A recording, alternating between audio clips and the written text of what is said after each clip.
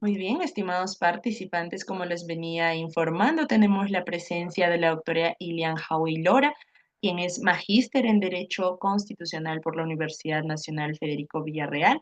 Además, es docente e investigadora especialista en Derecho de Familia, Violencia Familiar e Igualdad de Género. Tenemos su grata presencia para poder aperturar este diplomado y también abordar el curso especializado en la ley número 30364 con respecto a los principios, enfoques y políticas públicas para la prevención de la violencia contra la mujer e integrantes del grupo familiar.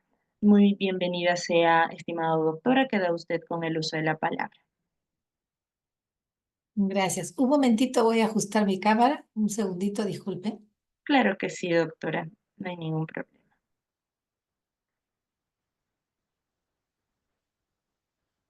Recordarles, estimados participantes, que nuestra siguiente sesión se va a estar desarrollando este jueves 12, igual en el mismo horario.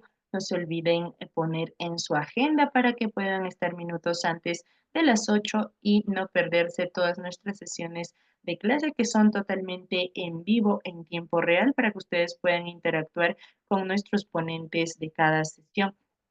Además, les instamos poder seguirnos en nuestras redes sociales, que estamos en el Facebook, en el Instagram y en el TikTok. También tenemos una plataforma web en la cual yo les voy a estar enseñándoles a usar al culminar nuestra sesión de clase.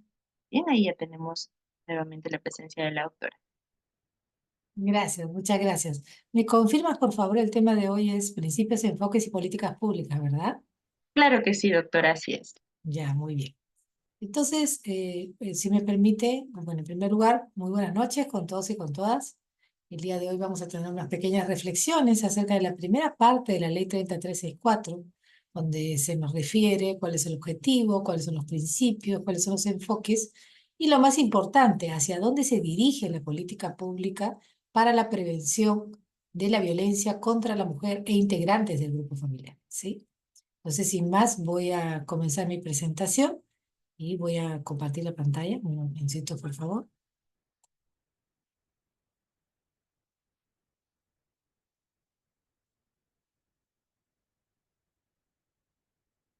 ¿Me precisan si se ve, por favor, la presentación? Correcto, doctora, se logra visualizar. Entonces, mire, los principios, los enfoques son los que orientan, ¿no es cierto? De qué manera en el momento que haya un caso, yo voy a tener que interpretar la norma, ¿ok?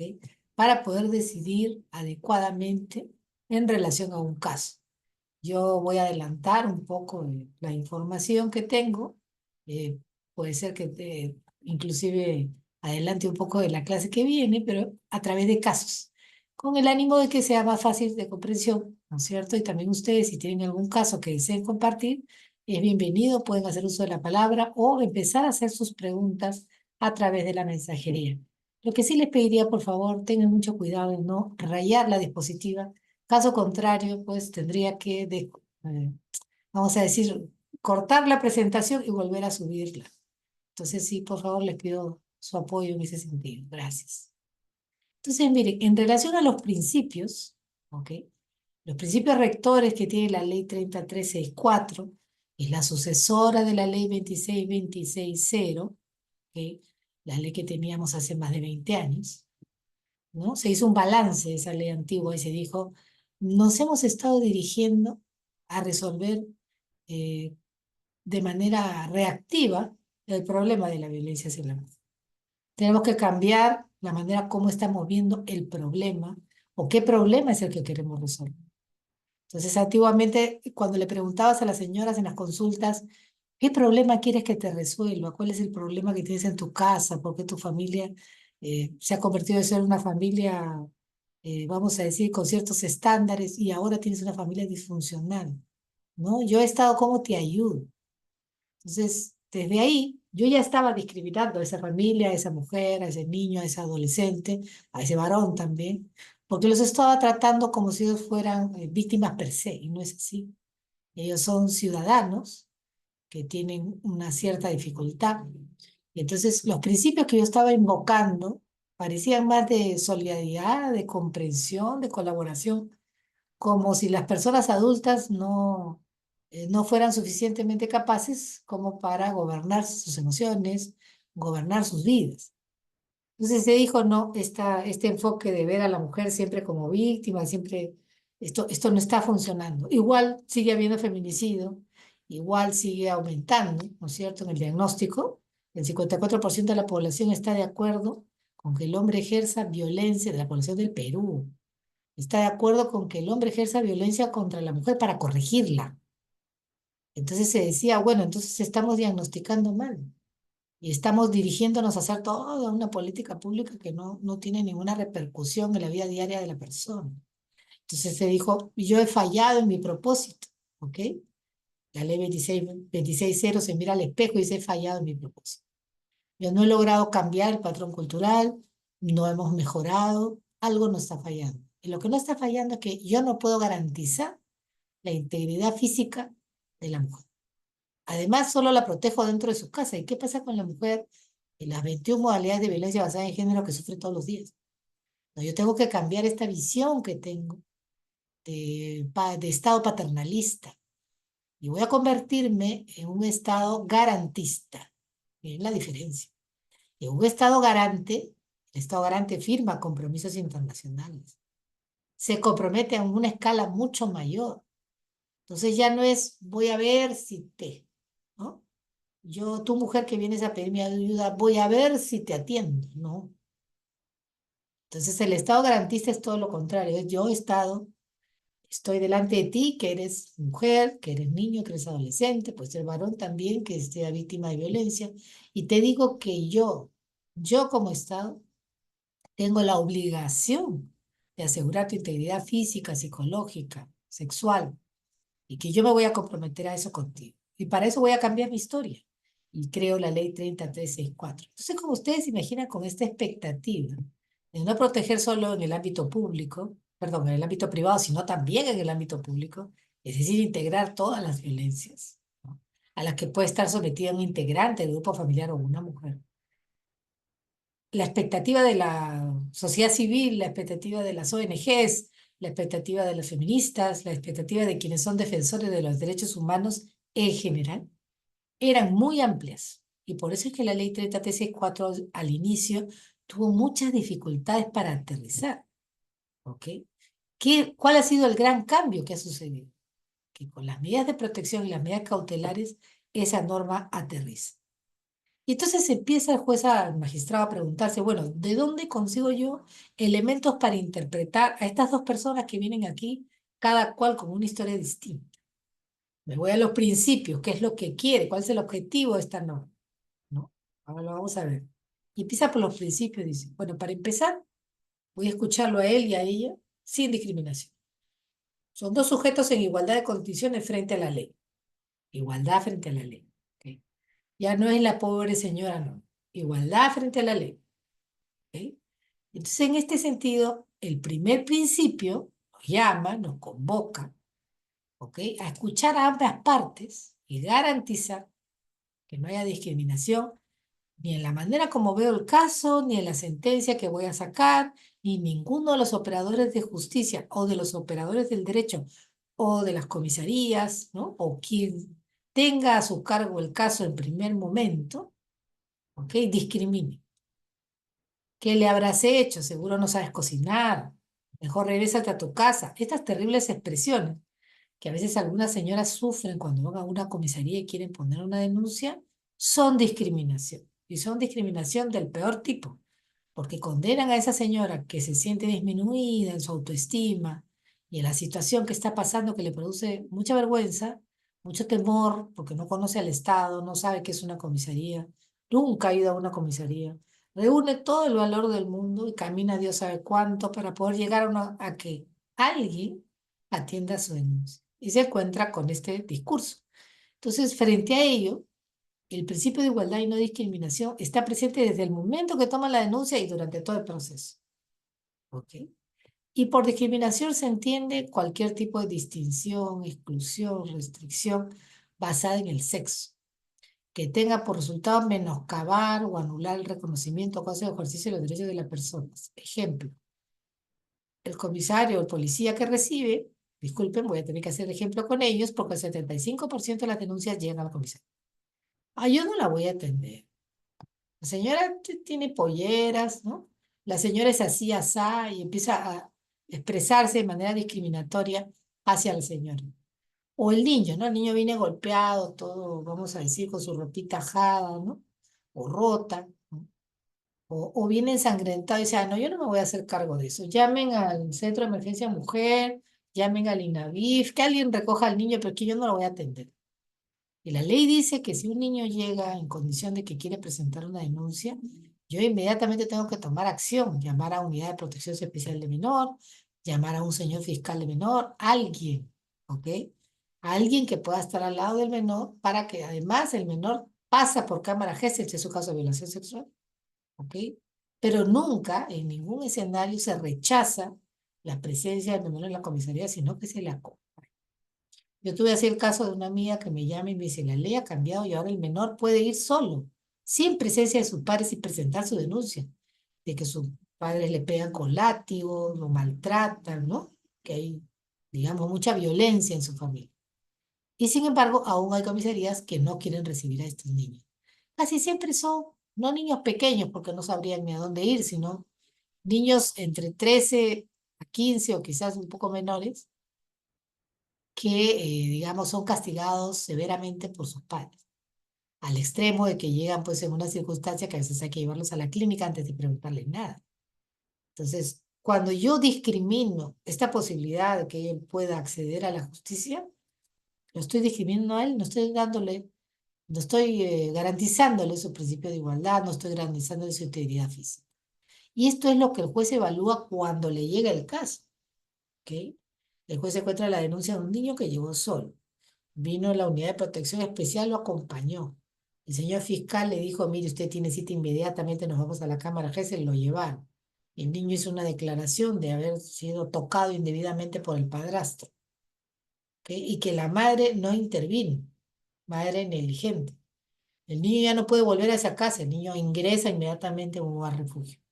Entonces, todo este circuito el juez lo lee y a la luz del principio de igualdad y no discriminación, tampoco puede discriminar al niño por su edad.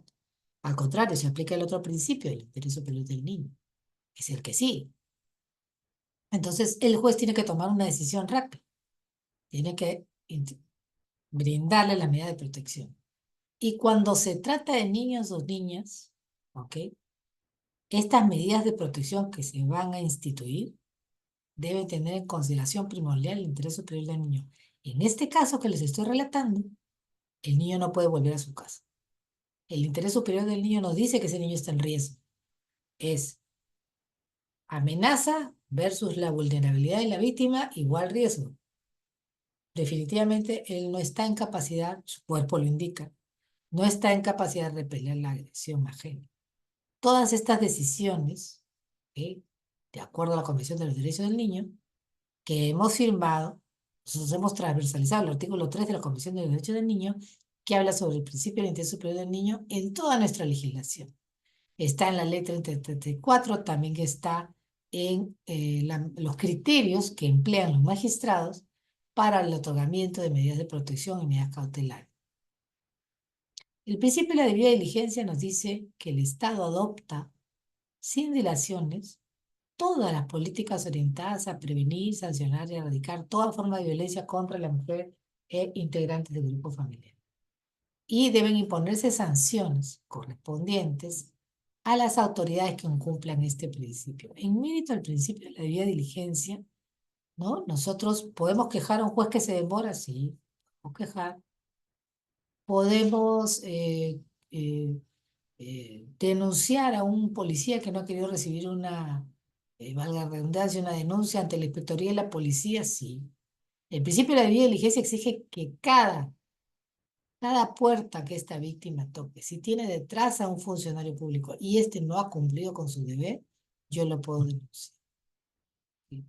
La debida diligencia me invita a ser específico a ser puntual, a ser detallista, que no se me pase nada, que no se vaya a perjudicar la evidencia en una cadena de custodia. Por ejemplo, le hacen el examen al menor, tiene que comprobar quién es el autor del delito, ¿no es cierto? Una menor que ha sido violada, hay que comprobar quién es el autor del delito.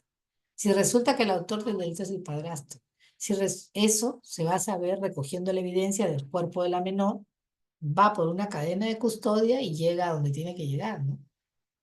Este Instituto de Medicina Legal o quien corresponda en esa cadena de custodia, dependiendo del caso. No puede ser que se pierda en el camino, pues. Alguien paga o hay un acto de corrupción o hay una, vamos a decir, una pérdida del material y el caso se arruina. Por más declaración que haga la persona, ¿qué elemento de corroboración tengo yo? Ninguno, me quedé sin evidencia.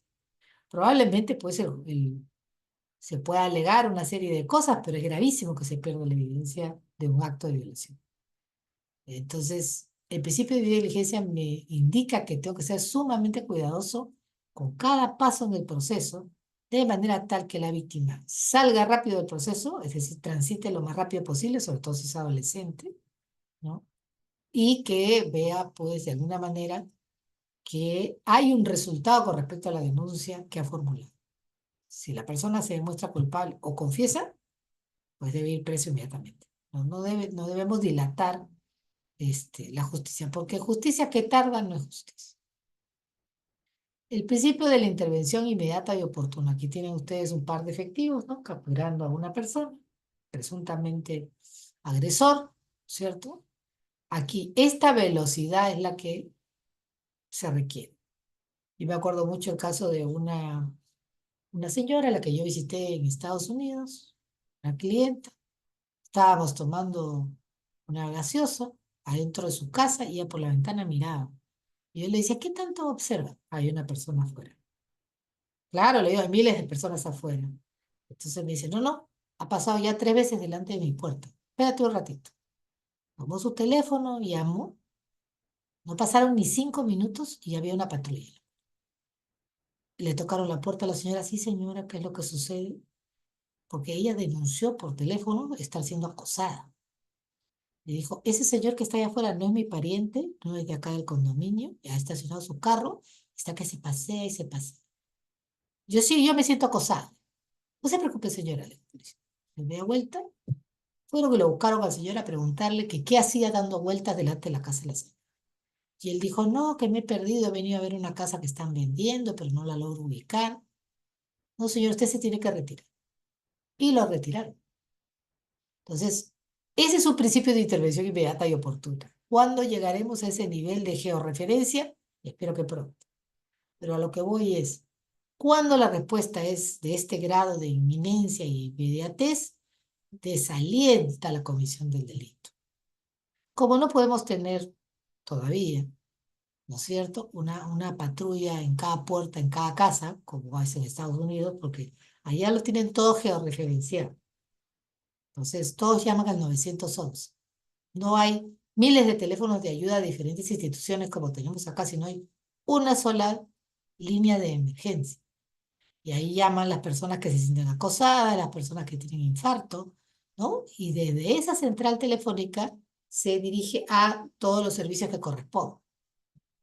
¿Cuánto creen ustedes que se demora en evaluar las operadoras?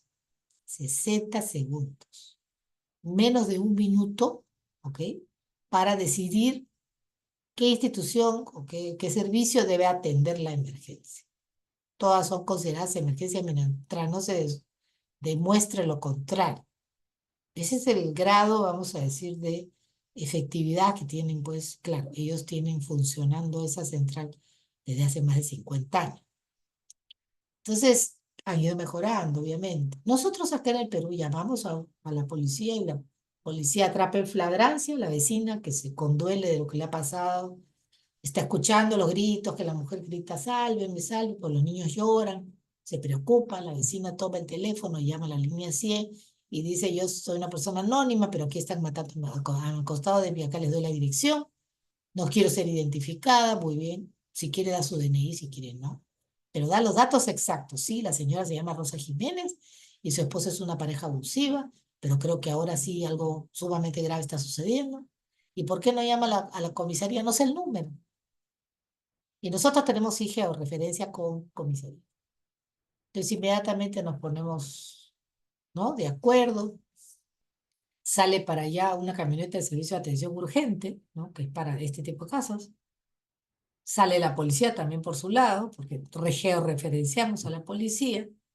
Y bueno, la policía llegó primero y lo arrestan al señor. Aquí pueden pasar dos cosas: flagrancia dentro de las 24 horas, el señor confiesa, ¿no es cierto? Y bueno, depende de qué tipo de lesiones le ha producido a la otra parte, puede tener una pena de cárcel. Si no es así, el señor confiesa y muestra, vamos a decir, señales de mucho arrepentimiento, lo envían al centro de atención integral, donde el señor es reeducado, resocializado, para conducirse apropiadamente en sociedad sin violencia. Y revisar, ¿cierto?, su patrón cultural de machismo, de violencia, de falta de control de impulsos, que contrario a lo que todo el mundo piensa, el no poder controlar los impulsos es carácter débil. Las señoras equivocadamente, cuando a veces me refieren sus casos, es que mi marido tiene mal carácter o tiene carácter muy fuerte. Le digo, no, señor. Quien no se controla es carácter débil. Piénselo un poquito. Ah, sí, me dice, tiene razón. Bueno, entonces es un debilucho, me dice, ¿no? Porque nunca controla su carácter. ¿Y por qué no controla su carácter? Esas son preguntas que él las va a poder resolver con los psicólogos de los grupos de ayuda mutua del Centro de Atención Integral. Esa experiencia del Centro de Atención Integral fue creada por la Universidad Cayetano Heredia en coordinación con el Ministerio de la Mujer y el psicólogo Carlos Ramos, que fue quien de alguna manera inventó, vamos a decir, o hizo la investigación que condujo a que este tipo de intervención que dura 9 meses podía dar resultados. De hecho, mucha gente se ha resocializado. Luego tenemos el principio de sencillez y oralidad, con un mínimo formalismo. A una señora que llega llorando, con dos maletas, dos criaturas, que se ve que la han golpeado, traen un ojo morado, los niños también vienen medio golpeados. Yo no le voy a decir, señora, a ver su DNI, pues puede que la señora haya salido con lo que tenía puesto, ¿ok? Puede que la señora en su desesperación no recuerde su número. Está nubilada porque lo que le ha pasado. Entonces ahí, como ven ustedes en la fotografía, hay todo un proceso en admisión en el Centro de Emergencia Mujer, y tenemos centros de emergencia mujer ahora dentro de las comisarías. Hay un tiempo y un momento cuando la persona ya está un poco más calmada de ánimo, en que, vamos a decir, el cortisol que le ha llegado hasta el cerebro, le ha bloqueado, le ha puesto así en blanco. Cuando la persona ya se siente en un ambiente de seguridad, el cortisol que le tiene bloqueada el tema de la memoria que está aquí, ¿no es cierto?, en esta parte frontal, que la tiene completamente iluminada, se le activa aquí atrás la parte reptiliana del cerebro. La parte reptiliana del cerebro es la que te dice, corre, huye de esta pareja abusiva. Entonces, tienes que salvarte, tú y tus hijos, ¿no? La señora carga a sus hijos y sale corriendo. Entonces, así llega, ¿no?, aún nubilada la señora. Y entonces, bueno, luego que se tranquiliza, el cortisol baja y toda la atención de su cerebro, que se encontraba en modo reptil, ¿no?, huida, corre, ¿no es cierto? O golpea también, ¿no? Podría ser, defiéndete. Pasa de la parte de atrás del cerebro reptiliano a la corteza frontal, donde está el razonamiento. Entonces la señora dice, ya, ahora sí, ya, estoy aquí en una comisaría, estoy segura, ya puedo hablar, ¿no? Entonces pueden pasar dos cosas: la señora se pone a llorar y luego que se tranquiliza empieza a contar toda su historia. Entonces todo este proceso pues a veces puede demorar 10, 15, 20 minutos, hasta media hora, dependiendo del estado en que llegan las personas. Entonces el principio de sencillez y oralidad viene acompañado de esta calidez y de este momento de seguridad que se le tiene que brindar en el entorno a la persona. Y lo último que necesita es que yo le pregunto cuál es su número de DNI apenas llega, ¿no?, apenas se sienta. ¿Qué edad tiene? ¿Cuál es su... En ese momento yo no le voy a aplicar la ficha de valoración de riesgo, porque todas las respuestas que me va a dar la señora van a estar completamente en el modo de cerebro reptiliano. No va a poder razonar adecuadamente, entonces no es el momento de que la policía le haga el test, ¿no? De la ficha de valoración de riesgo. Pasado ese primer momento, solamente se le pregunta a la persona cuál es su nombre y su fecha de nacimiento. Cuando la persona ya puede contestar eso, inmediatamente la policía saca la ficha C4 de la base de datos, porque ahora estamos interoperables 90 instituciones del Estado. Entonces yo puedo realmente saber absolutamente todo de esta señora con que me diga su nombre y su fecha de nacimiento. Saco las fichas y ya no le pregunto nada. Si tiene o no tiene su DNI, me es indistinto. No se puede rechazar una denuncia por no tener el DNI físico en ese momento. ¿Ok? Ya ni siquiera me tiene que dar el número. Nombre, fecha de nacimiento. Y luego también si viene con niños, igual, el mismo proceso, ¿no? Y ya tengo todo. Voy juntando en mi folder. Ahora sí, la señora se tranquilizó. Sencillez y oralidad. Oralmente le pregunto. Señora, en los últimos 12 meses, ¿cuántos episodios de esta naturaleza tenía usted en su familia? Y la señora me dice, no entiendo lo que usted me dice. ¿Qué significa episodio? Ah, más sencillo. Señora, ¿cuántas veces le ha pegado su esposo en los últimos 12 meses, desde enero? Acá hay un calendario. Más o menos dígame en qué mes. Y la señora me marca todas las semanas. Ya lo tengo como referencia, cuento todas las X que me ha marcado la señora, ¿no? Esa es una de las primeras preguntas. Y luego de eso ya le empiezo a preguntar si la persona toma, si la persona se dedica a las drogas, si posee un arma, si es karateca, si pertenece a alguna miembro, es miembro de las Fuerzas Armadas, es decir, qué capacidad tiene la otra persona de repeler la acción de la policía cuando lo vayan a capturar. Porque hasta ese punto la policía tiene clarísimo que la señora es una víctima, por su apariencia, por el estado en el que ha llegado a la comisaría, etc. Entonces van, ¿no? Y lo buscan al señor y ya estamos dentro de las 24 horas. ¿Cuánto me demoré en hacer todo este trabajo? 1 hora. Es el protocolo de evaluación urgente. Es para este tipo de casos. Muy bien. Pero todo tiene que ser así, explicado con manzanitas y en un lenguaje muy sencillo. Principio de razonabilidad y proporcionalidad, ¿no? Tanto el juez como el fiscal a cargo deben ponderar, es decir, equilibrar la balanza, ¿no? Y ser proporcionales entre la eventual afectación causada, o sea, el daño causado, y las medidas de protección y rehabilitación adoptadas. Por ejemplo, se han hablado de mala manera, de palabra, vamos a decir que es una violencia verbal que puede calificar en la ficha de valoración de riesgo como riesgo leve o quizás moderado, porque no es la primera vez, quizás hay reincidencia, ¿no? Alguna otra denuncia del pasado con esta misma pareja. Y entonces, ¿no? Yo digo, ok, ha habido todas estas situaciones, el señor, ¿qué hago? ¿Hago inventario de sus bienes? ¿Agravo el problema de la familia? ¿O realmente yo como fiscal y como juez estoy tratando de resolver un problema humano? ¿Ok? Entonces digo, ya, a ver, ¿qué podemos hacer aquí? Vamos a ver. ¿Cuál ha sido el daño que le ha causado, señora? Bueno, que me he hecho sentir, ¿no? Dice la persona, me he sentido disminuida, ¿no? La persona empieza pues, a contar todo su relato. Ya, señora, pero existe la posibilidad, le pregunta el juez, que todo esto haya sido producido porque usted se encuentra en estado puerperal y usted tiene en este momento un bombardeo de hormonas, que a lo mejor, porque eso es lo que ha salido en su informe de medicina legal. Ah, sí, dice la señora, yo no tenía conocimiento. Sí, señora, y entonces todo lo que el esposo le ha dicho, o no, lo que usted dice, ¿no? Su testimonio, yo no estoy dudando. Podría ser que usted, que está con el ánimo exacerbado, acaba de dar a luz, no han pasado los 45 días, y usted tiene síntomas de una depresión muy profunda, no necesariamente causada por el embarazo, sino por la muerte de su hermano y de su padre por el COVID. ¿No será, señora, que se le ha juntado todas las historias? Y la mujer empieza a reflexionar, porque también se lo dijo la psicóloga del Instituto de Medicina Legal, y dice, sí, puede ser, señor juez, señora juez, puede ser, sí. Porque las palabras o veces que han sido producto de esta conversación acalorada que ustedes han tenido, Ha sido una sola vez en la vida que ha sucedido esto y usted tiene un matrimonio de 15 años. Yo no le estoy desalentando su denuncia, solo quiero ser proporcional y razonable.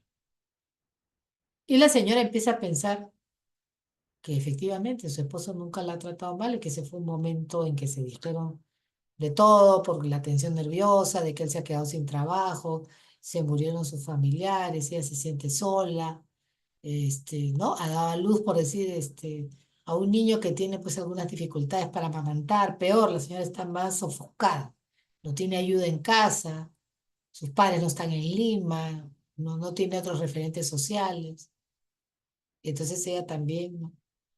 Sí, puede ser, señor. Ah, bueno.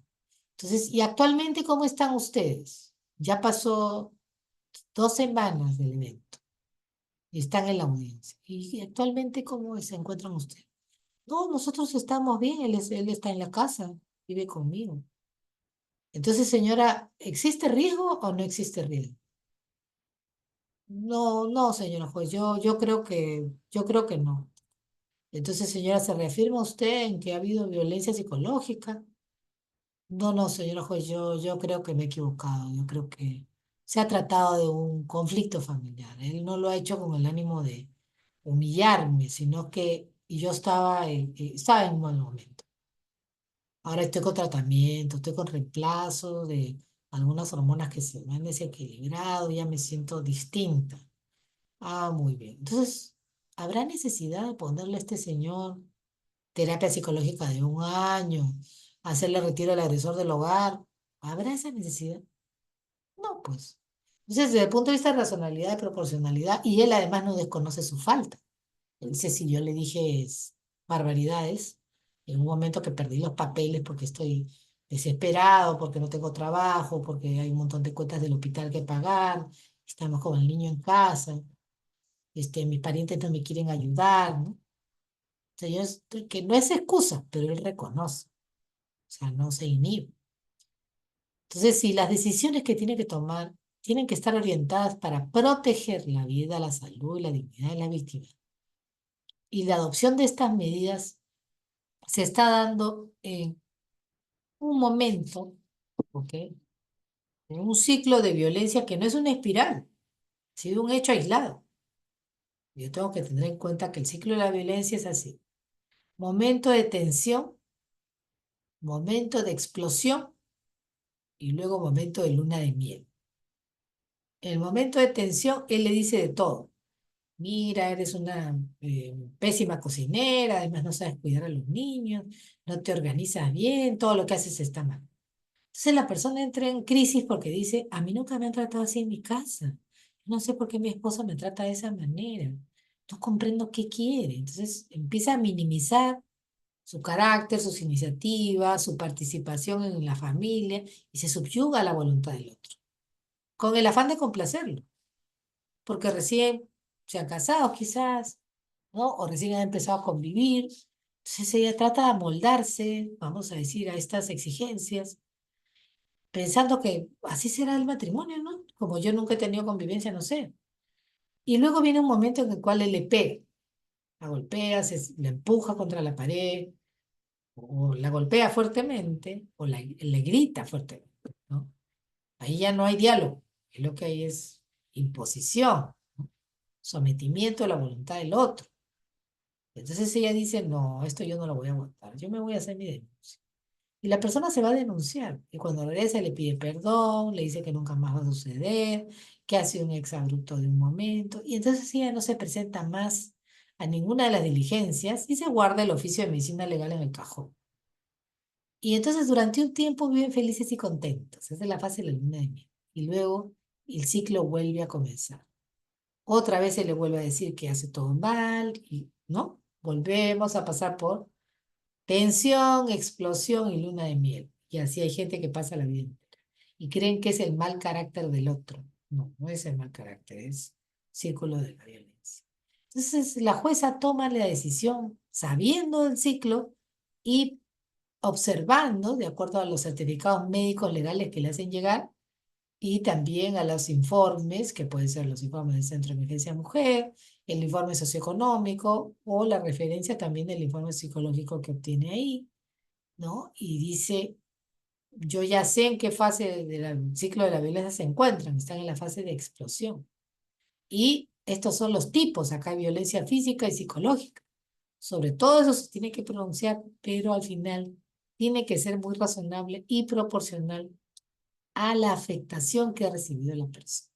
Entonces hay personas que, por ejemplo, son melancólicas de toda la vida, deprimidas y esquizofrénicas de toda la vida, hombres o mujeres. Entonces llega una situación estresante dentro del matrimonio, dentro de la unión de hecho, y todo este, vamos a decir, antecedente psicológico que la persona tiene explota. Pero es culpa del señor con el que está explotando, o culpa de la señora que está motivando esa explosión.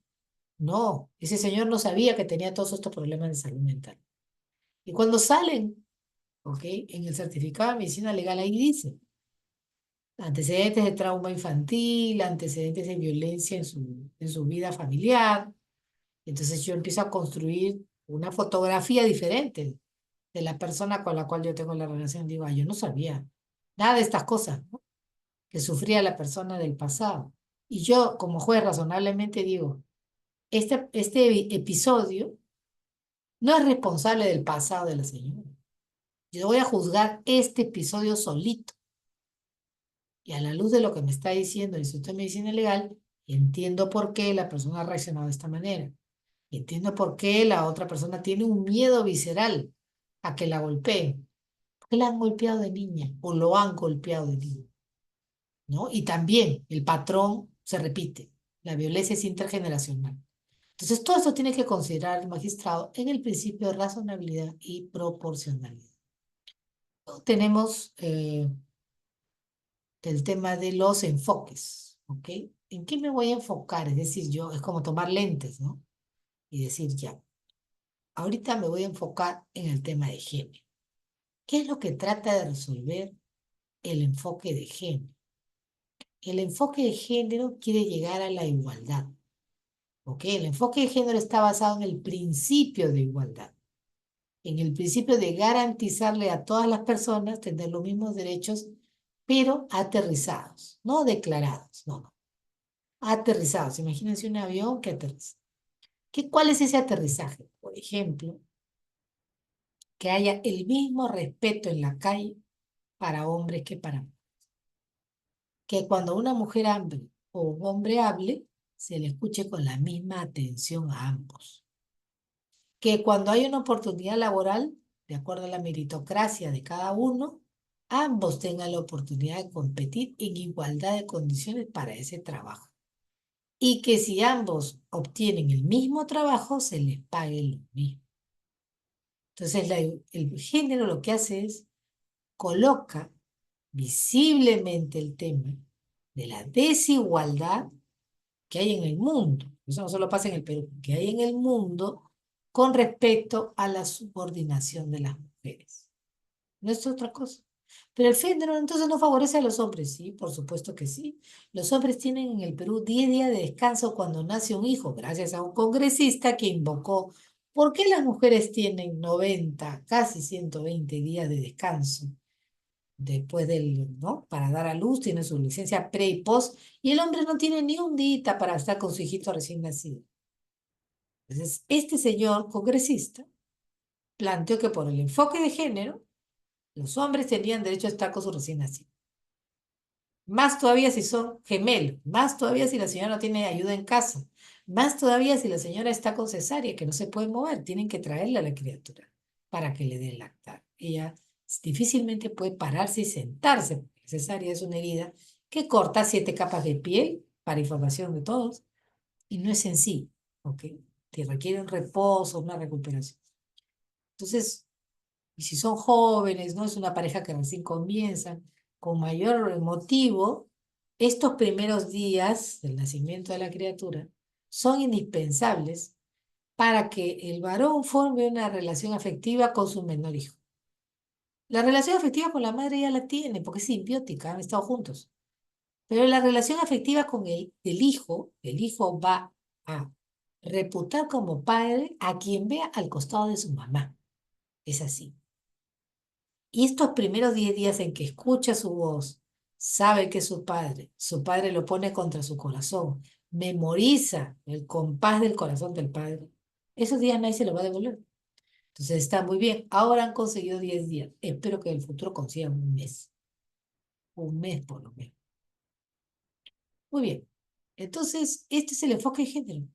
Mirar dónde hay desigualdades perversas que producen el atraso casi siempre y la subordinación de la mujer, ¿no? Y corregirlo. Es decir, hay dos cajeros en el banco, hombre y mujer, los dos ganan 15 soles la hora, así debe ser. No debe haber distinciones, no tiene por qué. Yo me tengo que imaginar que son dos personas. No me interesa de qué sexo son. Son dos personas y deben recibir la misma garantía de sus derechos humanos en igualdad de condiciones. Goce y ejercicio, no solamente la declaración. Muy bien. Vamos ahora al otro enfoque, el enfoque de integralidad. El enfoque de integralidad reconoce que la violencia contra las mujeres, en ella, en el cuerpo de esta mujer, pensemos en el cuerpo de una mujer, ¿ok? En el cuerpo de esta mujer confluyen diferentes causas y factores.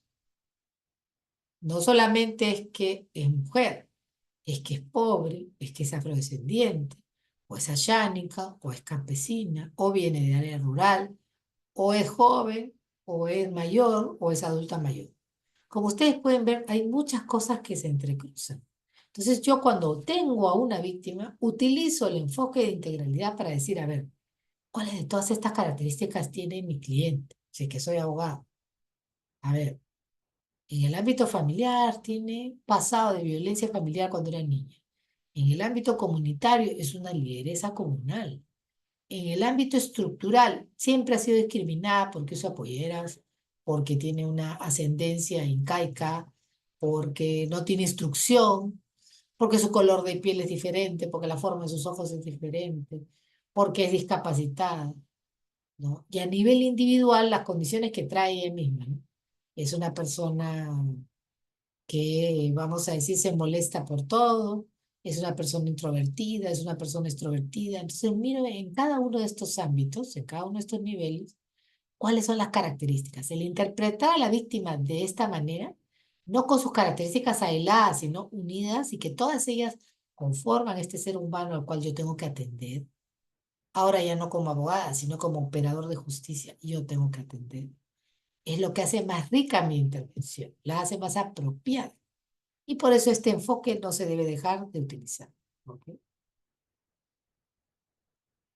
El enfoque intercultural. Este es un gran desafío. Primero porque no hay muchos especialistas, vamos a decir, en enfoque intercultural. No hay muchos, no hay muchos. El Ministerio de Cultura ha sacado, por si acaso, un diplomado en temas interculturales, creo que lo hace una vez al año, pero reconoce la necesidad del diálogo entre culturas. Además hay la justicia comunitaria, que esa es otra historia, es decir, que está fuera del campo del derecho. Y entonces, respetando su justicia comunitaria, respetando su contexto cultural, cuando yo me acerco a esta persona con el enfoque intercultural, yo no admito algunas prácticas discriminatorias, ¿no? Que toleran la violencia, por ejemplo, ¿no? Que padres tengan relaciones sexuales con hijas, sobre pretexto de la cultura, ¿no? Entonces entrábamos a estas comunidades que son en la Amazonía o en algunos lugares de la sierra, pero más en la Amazonía.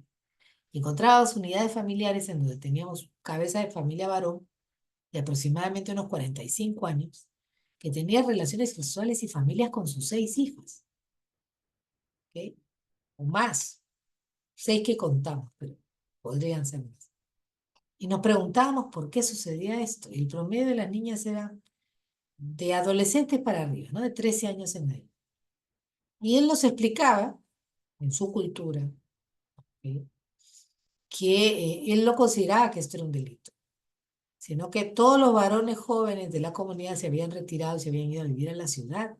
Cada vez había menos varones en la comunidad. Y él no quería que sus hijas salieran de la comunidad. Por eso las convirtió en sus esposas. y que esta no era una práctica ajena a sus ancestros. ¿Ok? Es decir, ellos no practican la monogamia, sino la poligamia. Entonces, claro, ahí tenemos un enfrentamiento cultural entre lo que yo, occidental, considero que es correcto y lo que él en su cultura considera que es correcto. Entonces, poco a poco nos hemos ido acercando a estas culturas que son tan diferentes a las nuestras y hemos empezado a explicarle, ¿no?, cuáles son los desafíos de la práctica cultural que él le ha impuesto a su familia y en algunos casos hemos logrado con éxito que las personas dejen de delinquir. Entonces, pero lo cierto es que en la mayor parte de los casos ha habido que tener toda una intervención con antropólogos y con sociólogos para explicar cuáles son las, vamos a decir, consecuencias, ¿no?, de tener relaciones sexuales con sus hijas para la descendencia. Y finalmente, aquellos que no tienen que ver con el tema cultural, sino que son delincuentes, ¿ok? No son personas confundidas, no son de un pasado histórico, no tienen ninguna relación con el ejemplo primigenio que les he dado. A todas estas personas que son delincuentes, pues hay que arrestar. A las que se aprovechen de la inocencia de las niñas hay que arrestar, ¿no? Y en algunos otros casos, el señor se quedaba viviendo con ellas, pero él no había sido la pareja de estas niñas, sino que las niñas habían sido abandonadas por sus parejas luego de haberlas dejado embarazadas. Entonces él se había quedado con, vamos a decir, niñas que no eran hijas suyas, pero no tenía relaciones sexuales con ellas, sino que las protegía.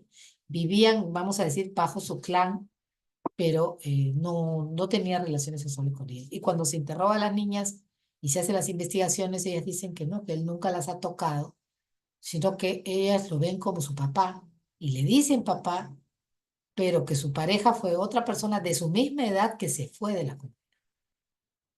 17 contra 13, a veces 30 contra 15, ¿no?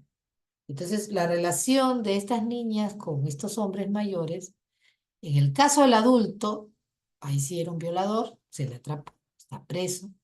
En el caso del joven de 17 años, se le encontró, se le ubicó y dijo que sí, que él era el padre de la criatura, pero que no se quería hacer responsable.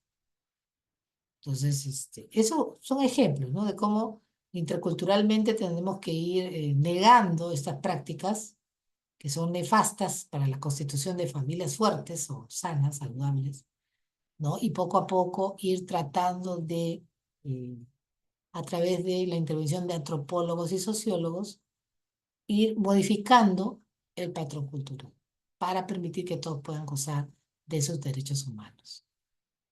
Porque para nosotros, digamos, cuando digo nosotros me refiero a los operadores del derecho, me refiero a la zona urbana, me refiero a Lima, me refiero a quienes tenemos a la mano la ley, ¿no es cierto?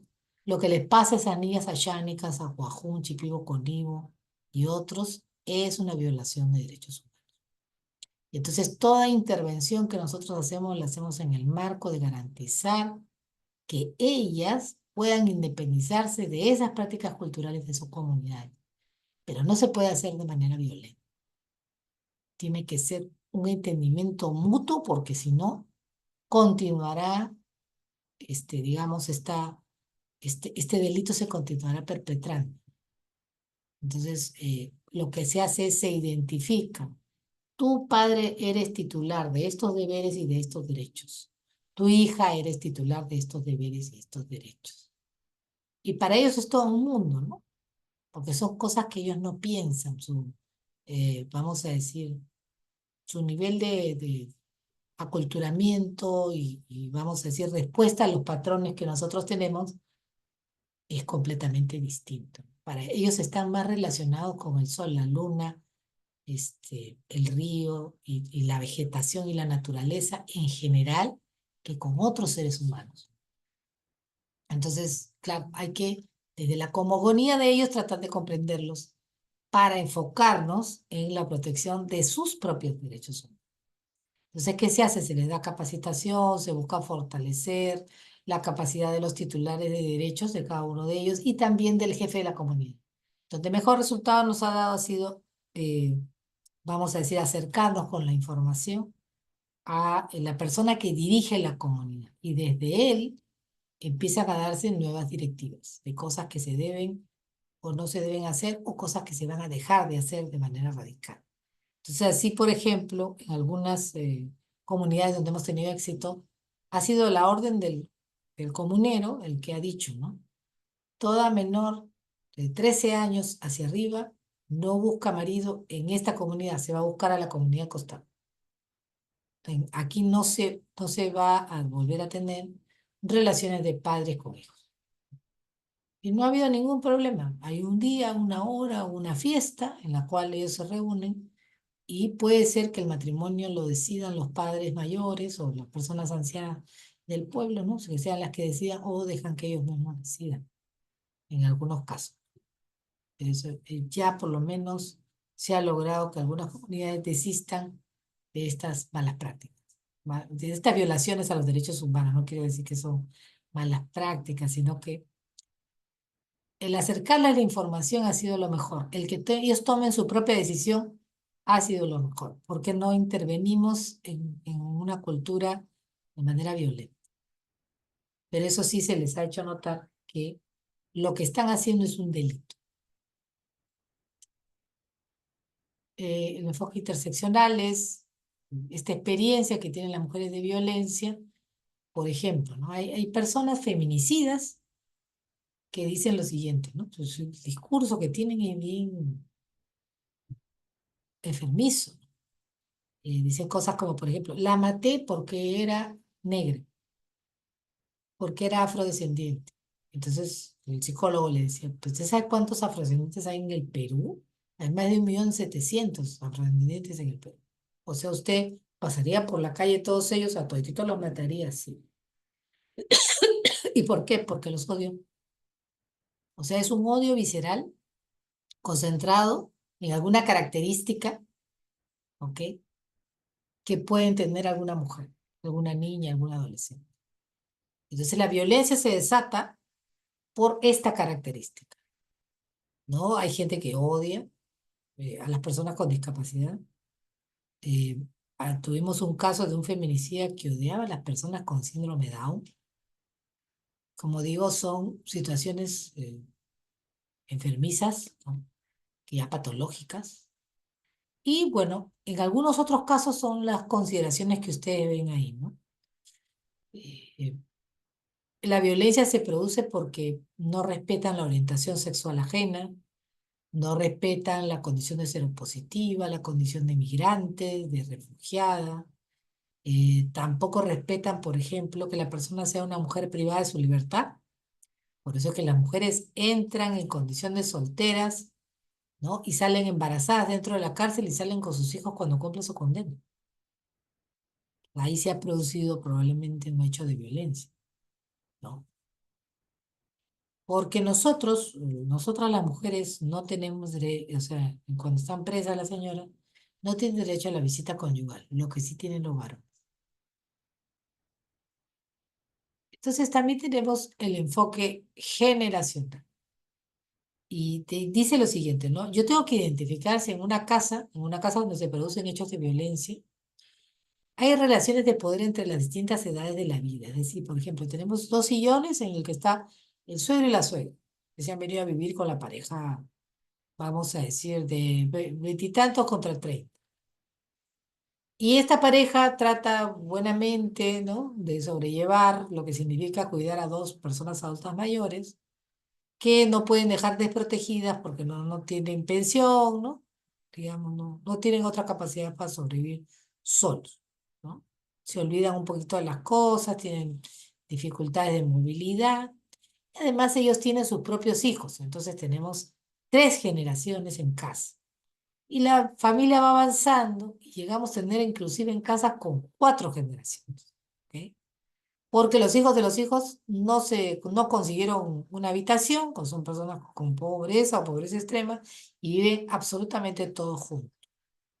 Entonces, en el enfoque generacional se podía observar que estas nuevas generaciones que tenemos ahora detestan a las personas adultas mayores. No les dan su espacio, no les dan su lugar, a veces inclusive los maltratan, les roban su pensión o les roban sus bienes. y en general es una alabanza a todo lo que es joven, ¿ok? Y desprecian la experiencia, la sabiduría acumulada en los años de estas personas adultas. Entonces, fortalecer estos vínculos familiares es lo que asegura que cuando son sólidos, cuando las generaciones venideras son agradecidas con las generaciones que nos antecedieron, no se produce la necesidad de tener que estar cuidando que no haya violencia en ese hogar. Todo lo contrario, hay respeto, inclusive la matriarca del hogar puede ser la abuela. Pero cuando esto no es así y hay denuncias de personas adultas mayores, yo aplico el enfoque generacional, la asistente social del Centro de Emergencia Mujer va, examina qué le está pasando a la familia y se encuentra con que el pequeño dictador es uno de los nietos. El pequeño dictador dice, ah, y todos bailan al son de lo que dice el pequeño dictador de 10 años, que manipula tanto a los abuelos como a los padres, como a sus hermanos, ¿ok? Y los hace bailar al son de su guitarra. Entonces así nos pasó en un caso con un pequeño dictador de 10 años, que realmente pues él había tomado la posición de, era mandón en su propia casa, ¿no? Entonces, y además él despreciaba profundamente a las personas mayores. Lo expresaba verbalmente, hacía sufrir a todos en la casa porque decía cosas bien hirientes a sus mayores. Entonces, buscando una consejería preventiva, llegaron al Centro de Emergencia Mujer, ¿no? La abuela denunciando a la nuera que no sabía corregir al hijo menor, ¿no? Al nieto. Y el nieto, bueno, por supuesto, el niño no hablaba, la señora no sabía cómo explicar que su hijo no le hace caso, ¿no? Llegaron, como digo, para una orientación, no llegaron a hacer una denuncia, pero la abuela tenía unas ganas de poner una denuncia y yo le decía, señora, a ver, vamos, a ustedes lo que les está faltando son pautas de crianza. Voy a ir que la asistente social le acompañe a su hogar para que haga una evaluación de qué está pasando en la dinámica de ese hogar, antes de recibirle ninguna denuncia. Y la asistenta me dijo, tenemos un pequeño dictador de 10 años, un padre negligente, falta de autoridad, y una madre que no está en casa porque trabaja todo el día, ¿no? Y tiene que trabajar porque, bueno, hay gastos en la familia y son 3 hijos, y a pesar que él es el menor de todos, los otros dos hermanos mayores hacen también lo que él dice. Entonces ahí hubo que trabajar, ¿no es cierto?, con una psicóloga especializada, una psicóloga infantil, que trató, pues, en la medida de lo posible, orientar a los padres con pautas de crianza y la denuncia al final no se produjo. Pero eso nos permite darnos cuenta, el ejemplo, de cómo hay diferentes estadios en los cuales a veces las erradas pautas de crianza conducen no solamente a que este niño en este momento esté siendo un problema para su familia, sino que imagínense ese niño de acá a 10 o 20 años. Va a crear una familia problemática, disfuncional, probablemente si no se le corrige ahora, ¿no? Pero hacerles corto el cuento, un año más tarde, el niño que había sido ya sometido a terapia psicológica había cambiado completamente, ¿no? Ya había encontrado su lugar en la familia, todo había sido porque el niño se sentía abandonado del cariño de sus padres, que no se ocupaban de él. Los únicos que se ocupaban de él eran los abuelitos, la niñera, sus hermanos mayores, pero los padres lo tenían en la banda. Cuando esta situación se revirtió, el niño cambió también de actitud. Ahora vamos a ver, este enfoque se llama enfoque centrado en la víctima. Y es el motivo por el cual, ¿no es cierto?, reconocemos a la víctima como sujeto de derecho para todo lo que le proteja, sin ningún tipo de discriminación. Entonces, si la víctima es el centro de atención y preocupación de los funcionarios públicos y privados, para ella se deben activar todos los mecanismos de protección. Este enfoque centrado en la víctima eh, eh, nos permite ponernos alerta frente a cualquier necesidad especial que tenga en el momento de la emergencia cuando se acerca a denunciar. ¿Ok? Cuando se acerca a denunciar, yo veo, señora, usted está cojeando. Sí, me está doliendo un poco el tobillo. Ahí donde me han pateado, dice. ¿Ok? Al rato la señora pone muecas de dolor. Entonces el policía le dice, señora, si le está doliendo tanto, la llevo al Ministerio de Salud. No, no quiero hacer mi denuncia. Señora, así con ese dolor usted no puede permanecer. Y luego la señora empieza a dar de gritos. ¿Qué había sido? Bueno, inmediatamente vino la ambulancia, se la llevó. La señora tenía fractura en el tobillo. Lo que pasa es que, insisto, el cortisol se sube y si tienes alguna herida, no la sientes. Cuando el cortisol empieza a bajar, ya te sientes en un sitio seguro, tu cuerpo se restablece y ahí el sentido del dolor aparece, se activa. Antes estaba desactivado, sí, estaba desactivado. Estaba en modo huye, ¿ok? Luego ya el modo descanso, ¿no? Ya permite que nuevamente todo vuelva a su lugar y entonces ahí es donde la persona empieza a sentir dolor. Entonces, este enfoque centrado en la víctima nos permite estar atentos a estas necesidades especiales de atención médica, de saber qué pasó con sus hijos, solamente ella pudo salir corriendo, quiere regresar a que retirarse con sus hijos. Entonces la señora es acompañada por la policía, regresa, quiere retirarse con sus hijos, el esposo no le permite sacar a los niños, o ya no está en la casa, se ha llevado a los niños, se ha desaparecido, se ha ido de la casa de los suegros. Lo van a buscar, ¿no? La señora le dice, devuélveme a mis hijos, no seas así. Viene la señora con su bota de yeso, ¿no? Porque ya le ingresaron. Viene con sus calmantes, con su tramadol encima, le dice, devuélveme a mis hijos, no seas así. Y él, bueno, le dice, mira, te voy a devolver a la lactante, a la única que te voy a devolver. Al otro niño me lo voy a quedar. Tiene 4 años. El policía no va a intervenir para golpear a la otra a la otra parte y exigirle que entregue a la criatura. Le hace una invocación, si la otra persona le dice que no, porque está acompañado a la víctima, a asegurarse que no va a haber otro evento. Pero obviamente la señora va preocupada porque la lactante tiene que lactar todos los días, no va a esperar un proceso de tenencia. Entonces, le entregan a la lactante y la señora se retira. Luego hubo un proceso de tenencia, finalmente ella se quedó con la tenencia exclusiva luego de que al señor lo condenaron por violencia familiar. No le concedieron régimen de visitas. Durante 9 meses que se vaya al centro de atención integral a reparar, o sea, a repensar todo lo que ha sucedido. ¿Ok? Bueno, entonces, este enfoque centrado en la víctima es muy importante porque si yo no le hago caso al testimonio de la víctima, paso por alto algún detalle, lo que le pase a esa víctima va a ser exclusiva responsabilidad de quien lo atende. Y el enfoque de riesgo que no está en la ley, el enfoque de riesgo no está considerado en la ley, pero sí está considerado en todos los protocolos de guía de atención de los centros de emergencia mujer. ¿Qué nos dice lo siguiente? Hay que orientar nuestra acción a reducir cualquier posibilidad de feminicidio, daño grave, parricidio o sustentativa. Con este enfoque facilitamos una acción profesional preventiva, efectiva y oportuna para la valorización, categorización y gestión del riesgo. Entonces, como yo utilizo el enfoque centrado en la víctima, yo imaginemos centro de emergencia mujer, utilizo el enfoque centrado en la víctima y utilizo el enfoque de riesgo. Hay una opinión sesgada dentro de algunos magistrados, no todos, algunos, que dice lo siguiente. Pues, si está enfocado y centrado en la víctima y además está pensando en que le puede volver a pasar, seguramente que eso ha sido volcado en su informe psicológico no vale nada. No lo voy a tomar ni siquiera como referencia. Y hay muchos magistrados que no toman en cuenta los informes emitidos por los centros de emergencia de mujer por este motivo, porque tienen el enfoque centrado en la víctima. Pero ojo, ese es un enfoque que tiene la ley. Yo no tengo por qué dudar de la palabra de la persona que viene a consultar. Yo tengo que presuntamente imaginar por la buena fe pública que me está diciendo la verdad. Si la estoy viendo golpeada, si la estoy viendo afectada gravemente en su ánimo, en su psicología interna, yo tengo que asumir que me está diciendo que es cierto, lo que me dice es cierto. No tengo yo por qué poner en duda la palabra de una ciudadana, de un ciudadano tampoco. ¿Ok?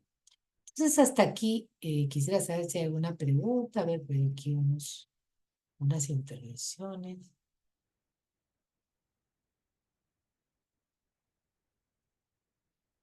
Parece que son mensajes. Muy bien.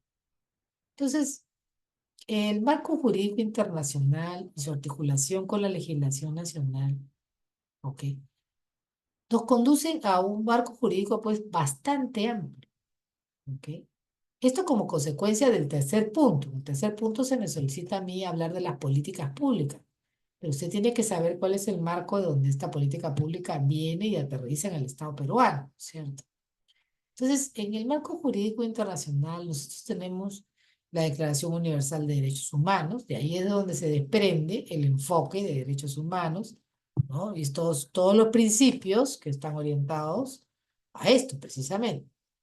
Y el Pacto Internacional de Derechos Civiles y Políticos y el Pacto Internacional de Derechos Económicos, Sociales y Culturales, que miren de qué año son, del año 1978, ya decían en aquella época que la mujer, ¿no? Que debían, perdón, que las personas, los seres humanos deben ser tratados en igualdad de condiciones sin ninguna discriminación y decía específicamente por motivo de sexo.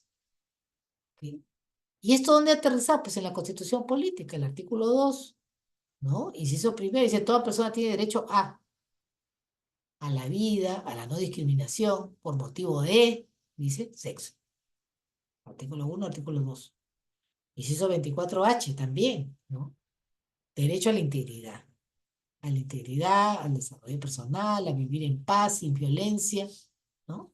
Entonces, este marco jurídico internacional tiene un aterrizaje, ¿ok? Y sobre la base de todas estas normas que han decantado en normas nacionales, es que se empieza a construir nuestro sistema y empieza a aparecer una política pública que busca hacerle frente a la violencia contra la mujer e integrantes de. Así, por ejemplo, las más resaltantes son la Convención sobre la Eliminación de toda la forma de discriminación contra la mujer, CEDAW, y también la Convención Interamericana para prevenir, sancionar y erradicar la violencia contra la mujer, más conocida como la Convención de Belén do Pará. Ambas convenciones argumentan que la violencia es la peor forma de discriminación contra la mujer, porque simple y sencillamente ella no se puede defender. Ella está recibiendo un trato inmerecido, desigual, ¿ok? Y el problema público que se busca corregir, ¿ok? Es la violencia estructural, la discriminación estructural hacia la mujer. Entonces, si yo tomo el principio de igualdad y la no discriminación como base de la construcción de la política pública, me voy a centrar en la palabra igualdad. ¿Qué se entiende por igualdad? Justicia. Es un criterio de justicia, no de semejanza. Es decir, A es igual a B. Eso no es lo que estamos pretendiendo. Yo sé que un hombre no es igual a una mujer, desde el punto de vista natural, desde el punto de vista biológico, cromosomático, no somos iguales. Pero hay una ficción jurídica que señala que si dos partes, hombre y mujer, están frente a un magistrado, tienen, ¿ok?, igualdad de condiciones. Tienen la misma capacidad de ser oídos, ¿no? De que se razonen sus argumentos, ¿no? Ahora, esto no es 100% cierto, porque hay algunas barreras económicas que, por ejemplo, le impiden a la mujer pagar un abogado. Si él es el que detenta la propiedad de los medios de riqueza de la familia, pues ella probablemente no va a tener una defensa legal. Para eso está el Ministerio de Justicia, que sí provee defensa legal. Entonces, somos iguales en la diferencia y en la diversidad. Somos iguales en la diferencia porque se respeta que ambos somos diferentes. Se entiende que somos diferentes.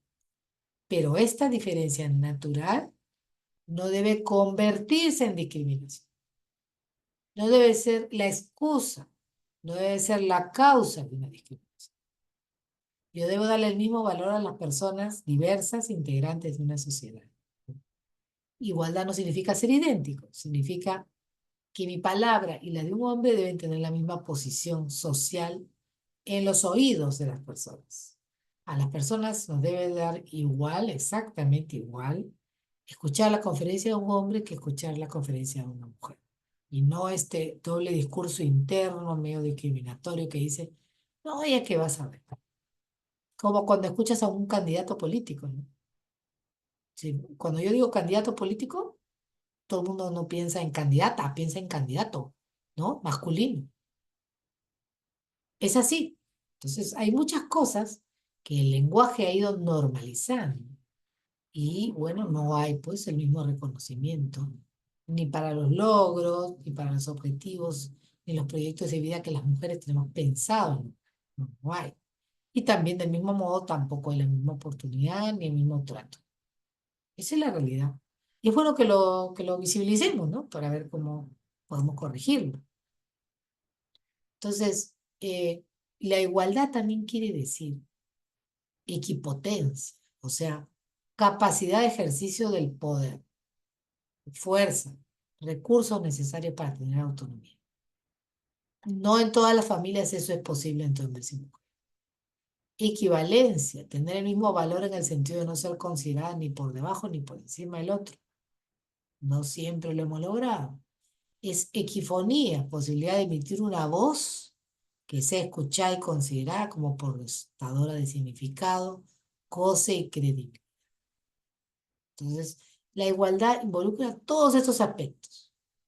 Básicamente, la igualdad dice, las mujeres somos el 50% de la población, debemos ser el 50% de la decisión, pero no estamos bien representadas. Nunca hemos pasado del 28% de representantes en el Congreso de la República para dar leyes que, digamos, también vean los temas que a las mujeres nos interesan,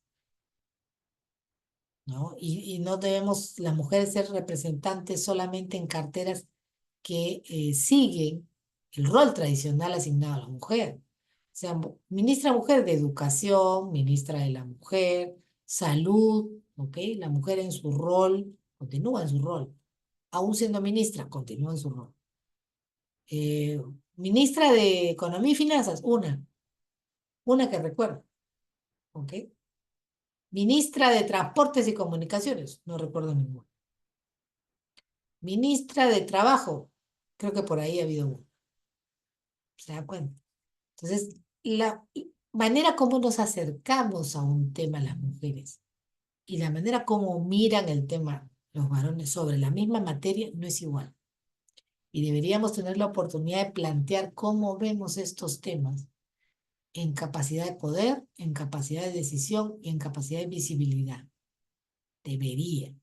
Estoy planteando el escenario futuro que nos gustaría. Igual también, no solamente queremos igualdad de oportunidades, también queremos igualdad de acceso a la oportunidad, igualdad de resultados, ¿no? Ya ese es un desafío mayor. Porque, por ejemplo, dos personas que, en este caso eran tres, ¿no? Vienen dos señoritas y se quejan el y la mujer porque ellas habían dado un examen de ingreso y habían obtenido una nota probatoria en la escuela de oficiales de la policía y sin embargo no las llamaron.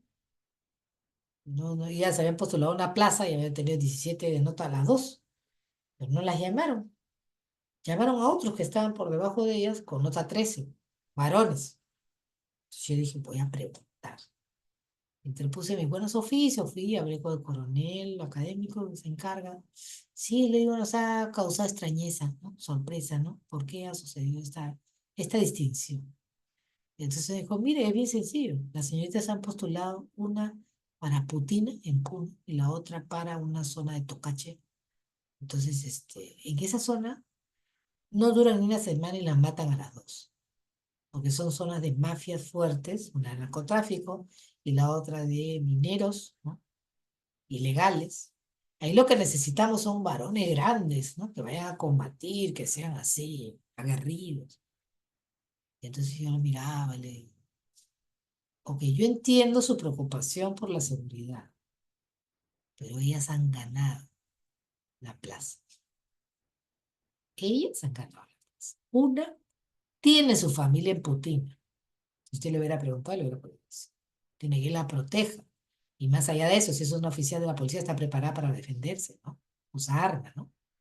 Y por último, si va a estar trabajando en una comisaría, pues tiene colegas, ¿no? O sea, ese proteccionismo que yo entiendo, es un celo. Seguro usted tiene hijas mujeres. Sí, pues claro, me las imagino y me digo, ¿a qué las mando? Las mando a la muerte. Ya, esa decisión, esa reflexión es buena, es maravillosa, es excelente en su casa. en el ambiente laboral, quien toma la decisión es la postulante, no usted. Usted no está en su piel, usted no conoce sus antecedentes. ¿Sabía usted que tiene su familia putina? No, no sabía, la verdad, doctora. No sé. Más investigación, pues sí.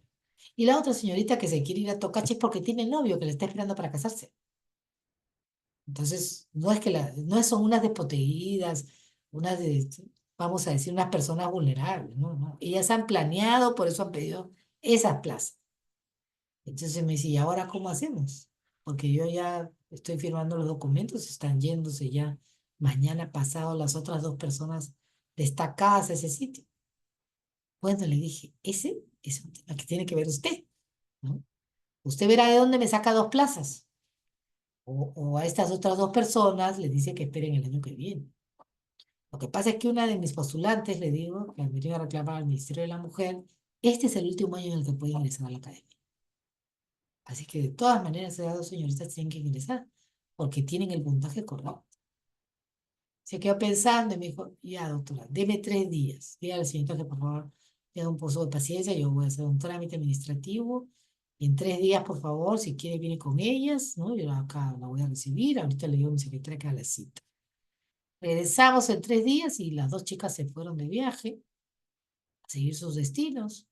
Y a estos dos jóvenes que ya les habían creado una expectativa que inclusive habían dejado sus trabajos porque ya pues se consideraban que ya iban a irse, ¿no? Les encontraron otras ubicaciones, ¿no? Entonces, a lo que voy es la igualdad del resultado. Ellas tuvieron la oportunidad, postularon, acceden a la oportunidad, pero con apoyo del Ministerio de la Mujer para tener la igualdad de resultado. Ahora yo les pregunto, ¿esto habría pasado si fueran 4 hombres? No creo. Esto habría pasado si el señor ve personas y no se detiene tanto a mirar el sexo de cada una de ellas. Ve oficiales de policía. Punto. Así. Porque en el ámbito laboral, esas son el tipo de decisiones que se tienen que tomar. Porque si no, no estamos hablando de universalidad de los derechos humanos. Estamos hablando de cuando quiero, te doy el goce de tus derechos humanos y cuando creo que estamos en clave masculina, no te los doy. Así no, esa no es la idea de la universalidad de los derechos humanos. ¿Ok? La discriminación no es natural. Nosotros, digo, nosotros como sociedad la hemos impuesto a algunas mujeres, porque además no es a todas, es a algunas. Es una doble discriminación. La discrimino por ser mujer y luego la discrimino del grupo de las otras mujeres, por alguna condición en particular que esta mujer tenga. ¿Ok? Entonces, los derechos humanos, unidos a la perspectiva de género, me permite visualizar inequidades, diferencias, ¿no? Construidas de manera artificial, producto de la sociedad. Entonces, si es el producto de la sociedad, puede cambiar. Si es una costumbre que yo tengo, puede cambiar. ¿Sí? Y la única manera en que podemos darnos cuenta de cuánto daño nos hace es cuando al ser transformadas hay justicia para ambos, hombres y mujeres, hay justicia para la sociedad en su conjunto. Ejemplo, 1955, después de casi 150 años de república, la mujer consigue el voto. Y yo me pregunto, yo mujer de esta etapa, ¿no? De este siglo, me pregunto, ¿por qué se demoraron tanto? ¿Es que acaso la mujer no peleó la independencia? ¿Es que acaso no tuvimos una Micaela Bastidas?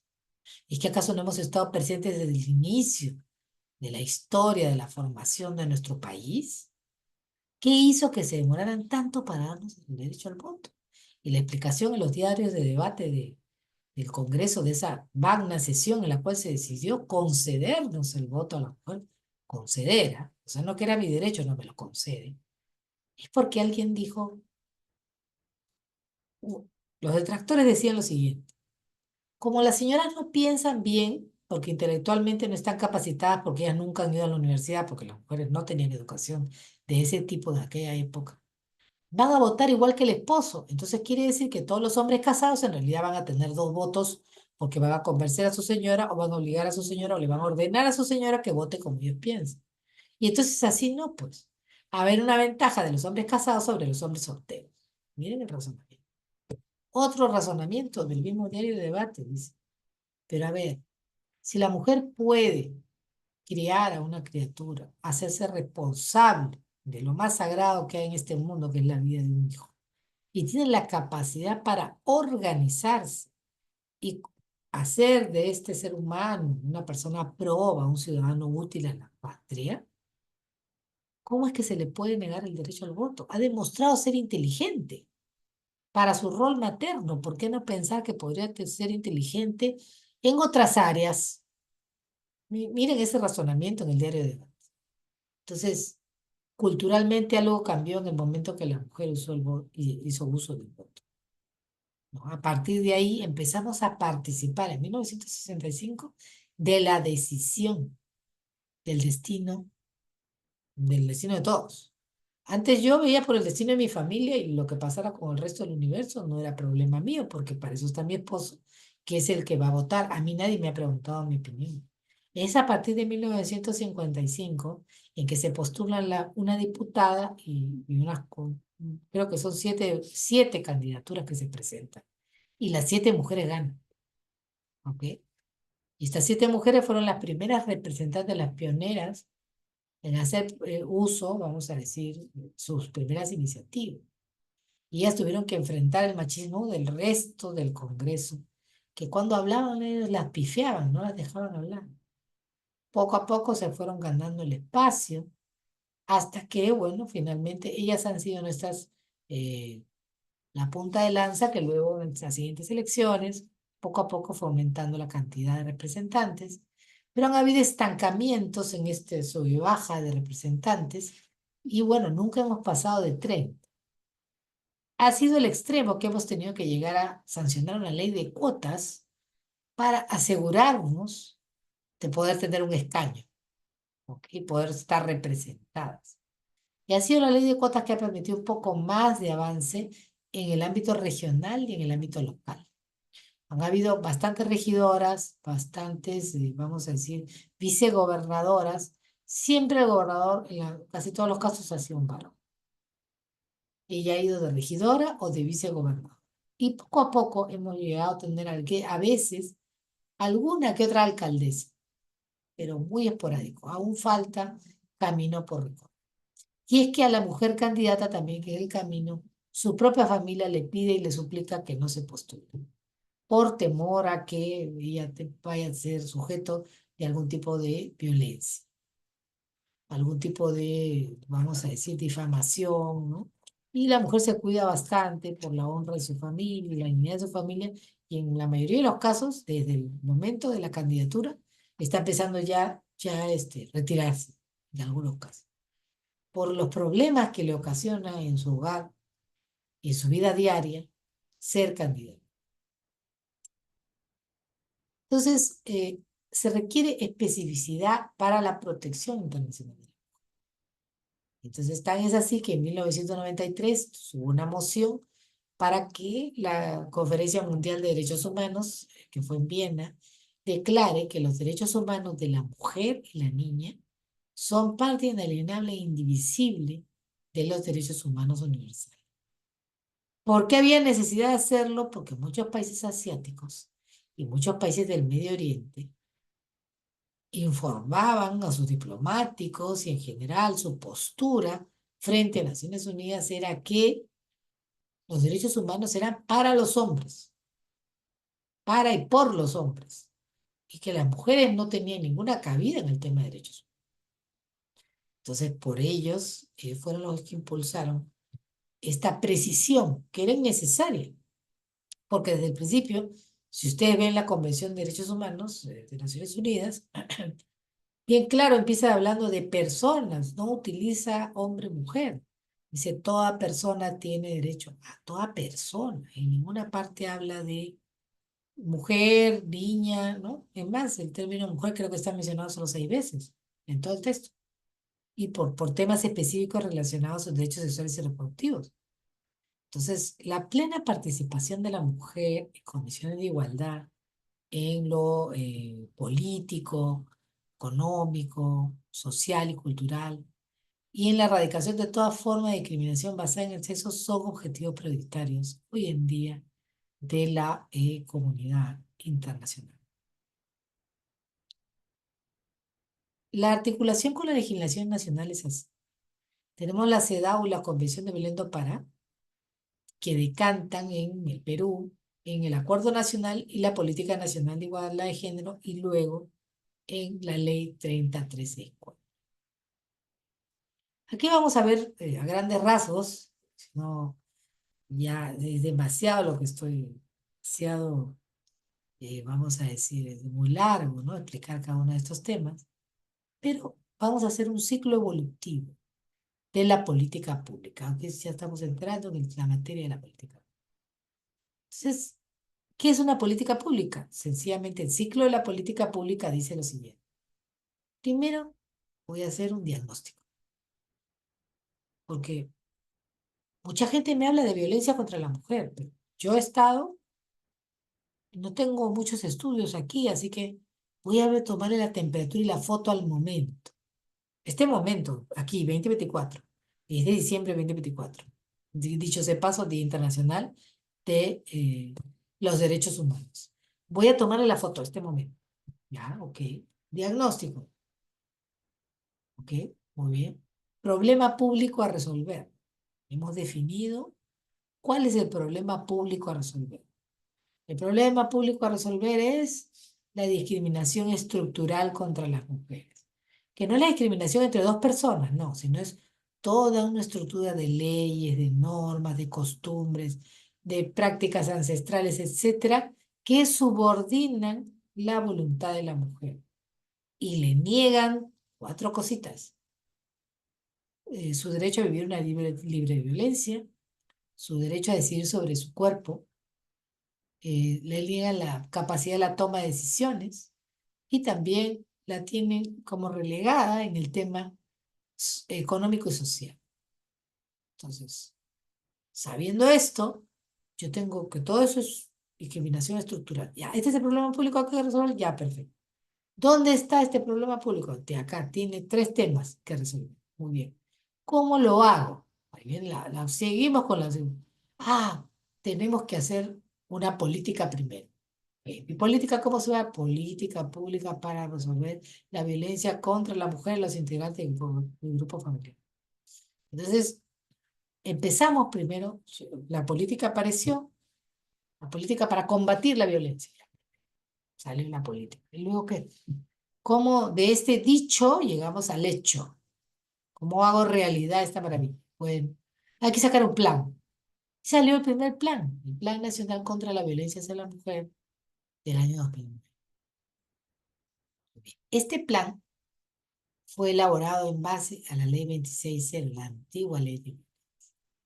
Y se dijo que, bueno, esta ley había quedado desfasada en el tiempo, ¿no? Hay que hacer un producto mejor, como les expliqué en la introducción de la clase. Y sale la ley 3364 en el 2015. Y para completar este marco normativo, sale el Plan Nacional contra la Violencia de Género, que toma todas las definiciones de la CEDAW y de la Convención de Belén do Pará y hace un compendio. Y escribe en este Plan Nacional contra la Violencia de Género exactamente qué va a hacer en relación a lo que había avanzado en su plan anterior. Dice, yo soy la versión mejorada del plan anterior. Lo que no dio resultado acá ya lo descarto y me quedo con lo mejor, con lo nutrido, ¿no? Con la parte esencial, la parte que ha funcionado. Que hemos hecho el piloto, ya sabemos que funciona. Lo que funciona es la creación de los centros de emergencia mujer, por ejemplo. Este plan nacional planteaba llegar a los 500 centros de emergencia mujer. Lamentablemente, pues no tenía ese presupuesto, se creó lo que se pudo crear hasta que venció el plan en el 2020. Aquí, por ejemplo, se planteaban ya las modalidades de centro de emergencia mujer 24/7, es decir, tres equipos de personas que trabajan en la misma ubicación física, pero trabajan de corrido. Y también, ¿por qué no?, la creación de centros de emergencia mujer dentro de la comisaría. Porque entendimos que en el territorio nos abrazamos como hermanos, y eso sí funciona. Cuando yo pongo a disposición de la víctima todo en un solo lugar, elimino la barrera económica que le estoy colocando para llegar al acceso a la justicia, porque la señora siempre decía que habían llegado pues a duras penas al CEN, que les quedaba súper lejos, que no tenían para comer ese día o no tenían para darle comer a sus hijos, ¿no? Esta limitación económica que tienen las señoras que llegan, o señores también podrían ser, ¿no? Ya no les permitía volver hacia atrás al lugar donde habían huido y que qué iban a hacer, ¿no? Entonces nos dimos cuenta que cuando había un centro de emergencia mujer, en 20 kilómetros a la redonda se apagaban todos los focos de violencia. ¿Por qué? Porque hay quien está mirando, el promotor del centro de emergencia mujer, que hace círculos de facilitadoras en acción, de gente itinerante que va de casa en casa, ¿ok? Y a mirar y también a aconsejar, ¿no? Cómo pueden evitar la violencia en el hogar. Sobre la base de estos documentos se crea la Política Nacional de Igualdad de Género. Disculpe. Y ahí sí se recoge toda la experiencia de los documentos anteriores. Qué funcionó, qué no funcionó. Y aparece después de eso otras normas complementarias, como el decreto legislativo 1470, que en la época del COVID, ¿no? De la emergencia sanitaria, le dijo a los jueces, ya no tienes 72 horas para darme una medida de protección. Me la das en 24, todas. Todas las violencias que te denuncien en el COVID, a todas les vas a dar medida de protección en 24 horas. ¿Se cumplió? No se cumplió. En algunos lugares sí, no puedo ser categórica. En algunos lugares sí me consta. Los abogados, los fiscales, los jueces hicieron trabajo extraordinario y en 24 horas para casos muy severos daban la medida de protección. ¿Ok? Y luego de esto, como la ley inicial, que ustedes la pueden apreciar aquí, no sé si ven mi cursor, del 2015, ¿ok? Sufrió una compilación, porque tenía como 20 modificaciones. Este artículo, el otro, mejor lo jalo, mejor lo arreglo, y ya era imposible seguir el paso. Entonces se tuvo que hacer un texto único ordenado de la ley. Luego, ¿no? Este decreto supremo 016 del 2021 nos decía qué entidades estaban facultadas. ¿Para qué? ¿Qué entidades estaban facultadas dentro de la estrategia que combate la violencia? ¿Ok? Para hacer, ¿no? ¿Cuáles eran las funciones de cada una de estas entidades en el combate contra la violencia? Y luego salió el acoso del proceso judicial, que es cuando una señora demanda a un señor por violencia familiar, el señor, en el afán de presionarla para que ella retire la denuncia o para que no se presente a las audiencias, la demanda por tenencia, la demanda por alimentos, la demanda por sustracción de menor, la demanda por lo que sea, pero la acosa con varias denuncias, 5, 6, 7, todas las que aguante el papel. La señora no sabe qué hacer con todo eso, quiere ya que el lío termine, ya no quiere ni saber, ¿no? Ese es acoso. Y se caen todas estas denuncias de, o sea, la señora denuncia acoso e inmediatamente la otra persona se encontraba responsable, porque la prueba es precisamente que justo la señora denunció la violencia familiar y le cayeron 7 denuncias en fila.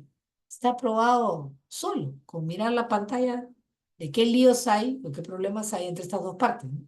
Ponen los nombres de las dos personas y sale pues una fila de juicios. Entonces, ahí nomás se prueba el acoso por el proceso judicial. No es normal, pues, que alguien presente 6 demandas en un día, ¿no? Entonces, hasta ahora va avanzando. No hay muchos casos, pero hay. Luego el protocolo de otorgamiento de medidas de protección, que fue aprobado con una resolución interna del Poder Judicial, en una pequeña publicación. ¿Ok? Pero ahí está sumamente detallado, por eso les estoy dejando a ustedes solamente eso, lo pegan en el buscador de Google y les va a aparecer un librito colorido en donde está explicado de manera específica, ¿no? ¿Cómo hace el magistrado o qué es lo que debe hacer un magistrado para otorgar una medida de protección?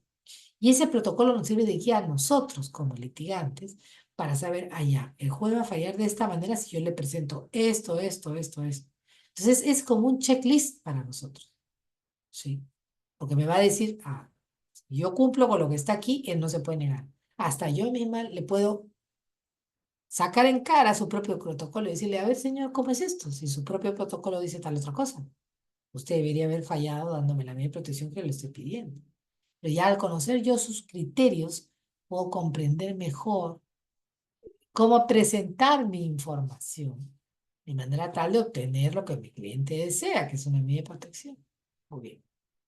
Después tenemos la modificación del proceso especial de retiro del hogar. Había mucha discusión acerca de si puedo o no puedo retirar a una persona del hogar sabiendo que esta persona no tiene a dónde ir y sabiendo que la casa es de él, que fue adquirida como bien propio antes del matrimonio, o es la casa conyugal, si es la casa conyugal, sociedad ganancial, etcétera, ¿no? Eh, Como quiera que sea el caso, este proceso especial permite el retiro inmediato dentro de las 24 horas de la persona que está presuntamente agrediendo mientras no se demuestre el contrario. Luego tenemos un decreto supremo relacionado a los hogares temporales, que los repotencia, que le dice al hogar temporal, mira, yo, Ministerio de la Mujer, te entreno, te certifico, eventualmente podemos hacer un proyecto juntos para que tengas fondos, te puedo conectar con cooperación internacional, todo eso se puede hacer, ¿no? Y ese decreto supremo lo explica. Finalmente, la modificación en la audiencia y también la reserva de identidad, ¿no? Hay mucha discusión todavía entre los especialistas acerca de si debe o no debe haber audiencia de manera obligatoria en caso de violencia familiar. Mi modesta opinión es que debe haber audiencia, porque no hay nada que pueda reemplazar el contacto directo entre las partes y el juez o la juez. No hay nada que pueda reemplazar eso. Además, por el principio de realidad y sencillez, yo en una audiencia salgo de ahí con mi sentencia. Ya no tengo que esperar absolutamente nada más. Y todo esto debiera suceder en un lapso corto, ¿no? Quizás podría ser una modificación que se puede introducir en la ley a futuro. Entonces, ahora sí, quedando 15 minutos, voy a detenerme aquí, como me han indicado, para que ustedes puedan hacer las preguntas que consideren convenientes. Formular, ¿no? Eso es lo que quería compartir con ustedes el día de hoy. Ha sido un gusto dirigirme a ustedes. Gracias por recibirme en sus hogares y quedo a su disposición para cualquier caso, cualquier pregunta que deseen formular. Muchas gracias.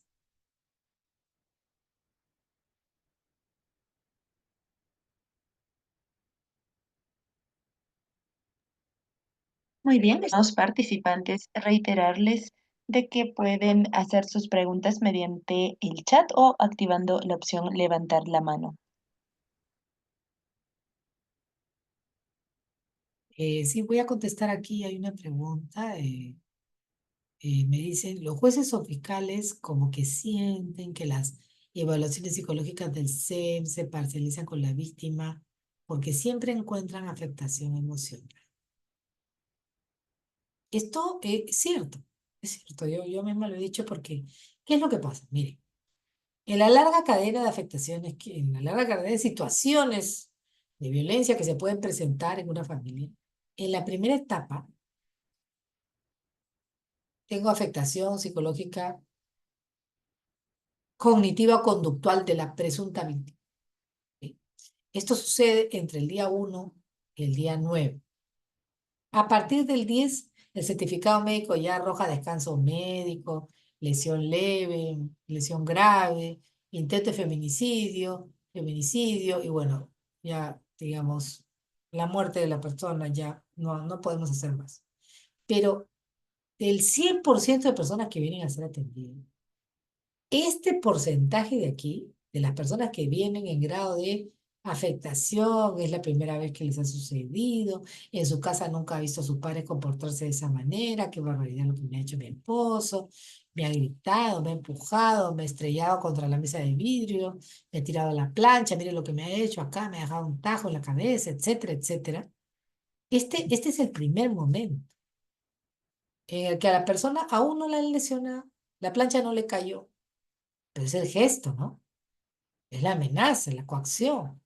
Entonces, este grupo de aquí que viene por primera vez asustado es el 45% de las personas. El otro 55% Y ya lo que voy a atender luego, de las lesiones y todas las demás agresiones mutuas, todo lo que se pueda producir en el hogar.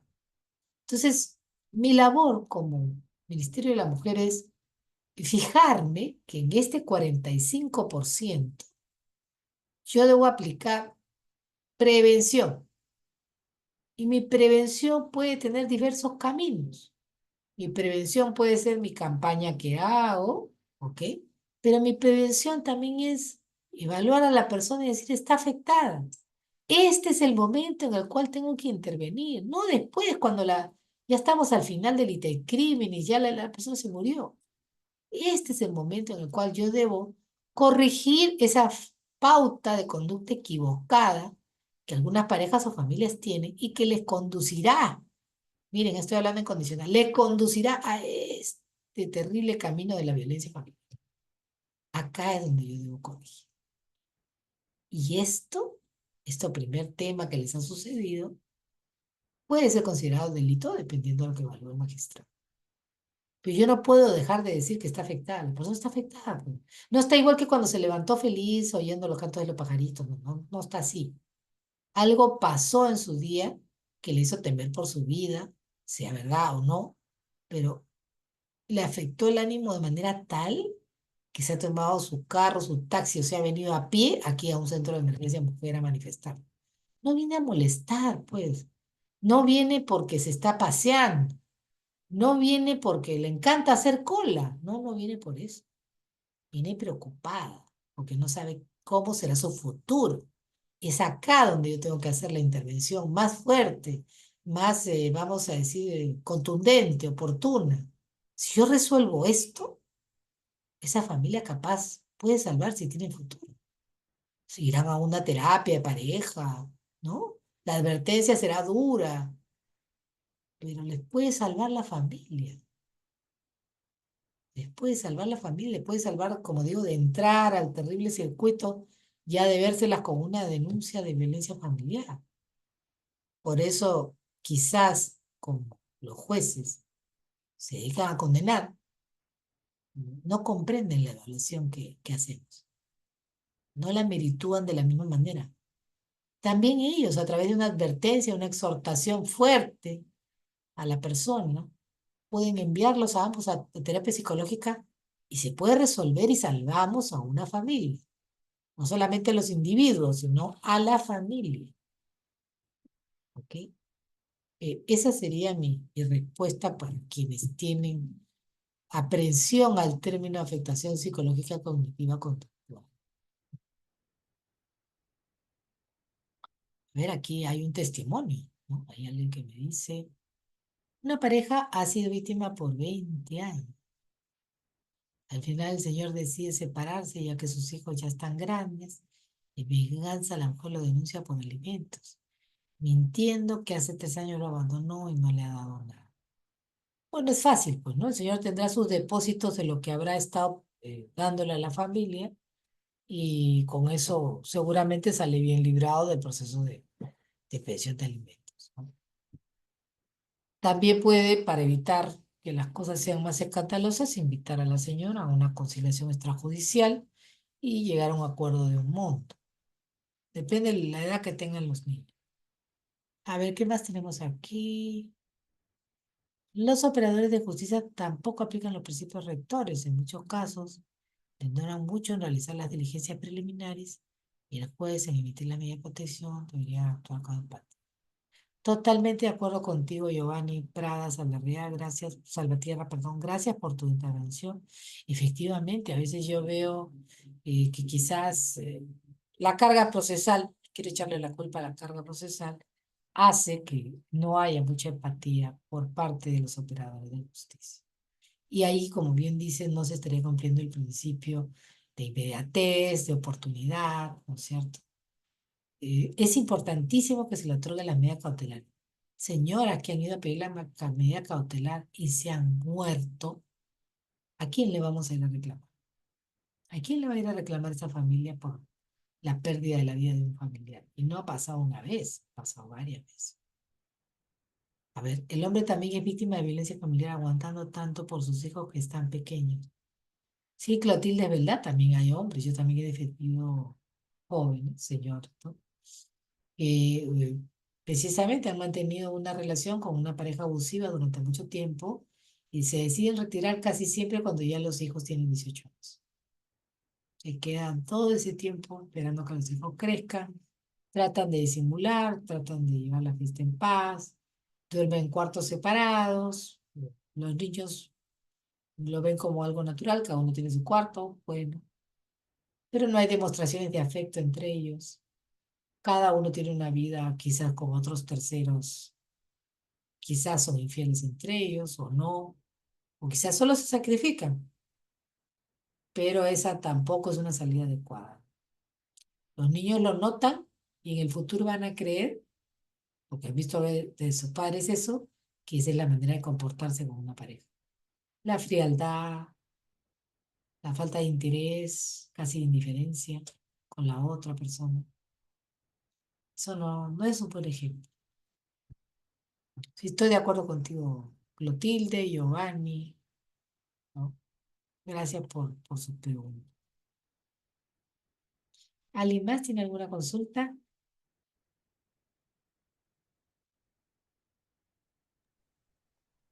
Muy bien, estimados. No siendo así, de esta manera estaremos dando por concluida la presente sesión, agradeciendo de sobremanera a nuestra ponente de esta noche, la doctora Eliam Hawey, que ha estado con nosotros. Muchas gracias, doctora. Será con usted hasta nuestra próxima sesión, que va a ser este jueves 12. Claro que sí. Muchas gracias a ustedes y les invoco, no, espero verlos el jueves a las 12, a la misma hora en el mismo canal, de 8 a 10, y traigan sus preguntas. Preparen sus preguntas para el jueves. Gracias, Clotilde, muy amable, gracias.